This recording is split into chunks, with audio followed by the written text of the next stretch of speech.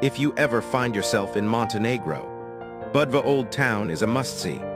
It's full of history and charm, with narrow, cobblestone streets that take you back in time. You've got to visit the citadel for stunning views. And don't miss St. Ivan's Church with its incredible frescoes. Be sure to stroll through the charming squares, like Venetian Square, and walk along the city's ancient walls. If you're into nightlife, Budva has some amazing spots by the sea.